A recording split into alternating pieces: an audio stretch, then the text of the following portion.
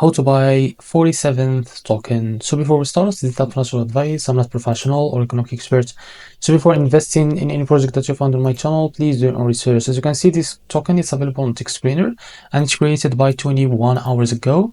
So as you can see, this token is increased by 8,000% in the last 24 hours, and the liquidity here unlocked by 9%. That's good. That's many investment in a safe place.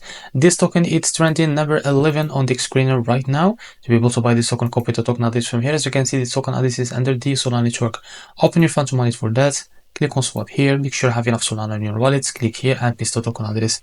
So as you can see, this is how to click on it. After that, type how much you want to buy. Wait a few seconds to be able to see how much you receive. After that, select the provider, for example, Jupiter, but make sure to read all of that information. After that, click on swap here, and you will be redirected to Jupiter provider page to be able to buy this token. Now, if you face an issue, just go back to this page and switch the slippage from here or custom it, because the most of issue came from the slippage. So after that, you will be able to buy this token without an issue. So this is how to buy 47th token. If you found this very helpful, please like and subscribe. See you in the next video.